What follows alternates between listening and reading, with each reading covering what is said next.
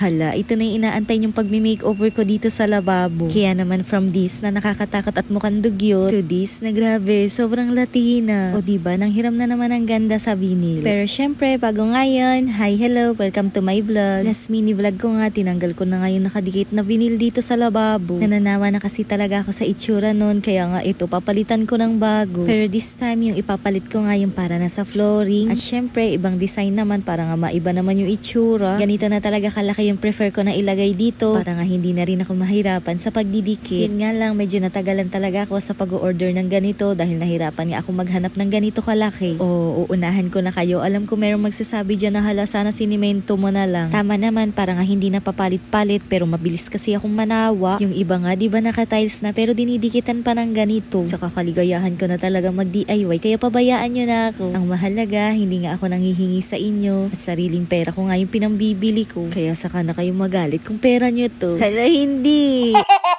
O siya, ayan, dito na nga tayo sa ginagawa ko. Bago ko nga dikitan ng vinyl tiles itong lababo, nilinisan ko na nga muna. Pinunasan at ginamitan ko ng vacuum. Tapos, pinag-isipan ko ang mabuti kung paano ko nga ididikit itong mga vinyl. Kung paano ko ba sila ipupwesto ng dikit. Buti na nga lang, naisip ko na dito ko nga unahin sa may bandang lababo. Marami kasing mga sides dito, kaya nga kailangan ko pang gupitan yung vinyl. Akala ko nga mahihirapan ako sa pagkakat nitong vinyl. Pero ate, carry naman pala. Lahat nga ng kailangan gupitin, ginupit ko na nga muna para mamaya dire-diretso na nga lang yung pagdidikit ko. Sa mga gusto nga rin mag-DIY sa mga kusina nila, naku, ganitong vinyl yung gamitin nyo. Wag yung parang may foam. Yun kasi yung nakalagay dati dito sa lababo ko. Super madikit din naman yun. Yun nga lang, natatanggal talaga yung mga design sa ibabaw. Marami nga ako napapanood na naglalagay ng ganito pero 30 by 30 yung size o kaya 30 by 60, nakagaya nga nung nakadikit dito dati. Pero ayoko na talaga ng mga ganong size at gusto ko talaga yung ganito kalaki. Para nga limited lang din yung magiging hugpungan na pwedeng mapasukan ng mga tubig. Anyways, nung makat ko na nga yung mga vinyl na para nga dito sa paligid ng lababo, ayan, sinimulan ko na nga rin magdikit. Self-adhesive na nga itong nabili ko na vinyl tiles, pero gagamit pa nga rin ako ng no more nails para nga siguradong madikit at hindi mapasukan ng tubig yung loob. Dito nga banda sa part ng lababo, kinapalan ko talaga yung paglalagay ng no more nails dahil dito nga rin yung palaging nababasa. Dapat talaga kapag ka magdidikit nga rin kayo ng ganito, naku, huwag nyo titipirin sa mga pandikit dahil ate, laking tulong talaga niyang mga pandikit na yan para nga magtagal yung ginawa nyo or yung DIY nyo. Kaya nga sa mga naka-order din dyan ng mga wallpaper na hindi masyadong madikit, wag nyo nga itapon dahil sayang.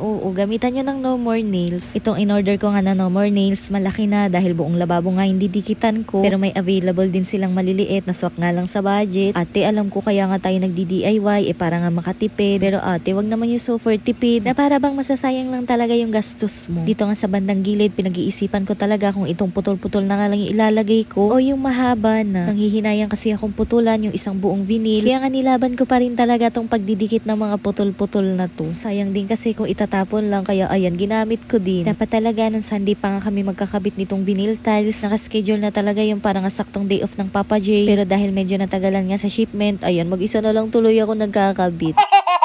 Pero parang okay na din dahil payapa talaga akong nakapaggawa. Sabi ko nga sa inyo, bata pa lang ako, mahilig na talaga akong magkukutingting, kaya basic na lang sa akin yung ganito. Yan nga lang, nung in-upload ko nga na magme-makeover nga ako dito sa kusina, na ako medyo na pressure talaga ako. Dahil ate, yung iba akala ipapatiles ko na to, naku, wala pa akong budget para dyan. O siya, ayan, diba, katigasan ang ulo, tatanggalin din pala yung mga dinikit na putol-putol. Nung nadikit ko na kasi, nakita ko nga na marami nga hugpungan at natakot nga ako na baka nga mapasukan ng tubig yung loob, kaya nga ito, pinalitan ko na ng isang diretsyo. O diba, kung nung una yan na yung ginawa mo, edi hindi ka na nahirapan. Hala, hindi. Nung araw nga na nagkabit ako nitong vinyl, meron ngang pasok yung mga bata, kaya medyo binibilisan ko lang din talaga. Ate, kahit nagdidikit ka lang, nakakapagod din na. Kaya nga ang goal ko, bago ko nga ihatid yung mga bata, dapat nakapagpahinga muna ako ng konti dahil baka himatayin naman ako sa labas. Init ulan pa naman yung panahon ngayon, pasma na talaga ang aabutin. Wag nyo na lang muna ulit pansinin yung kalendaryo ko dyan dahil ayoko pa talaga yung ilipat. Gusto ko 21 pa din. Bakit?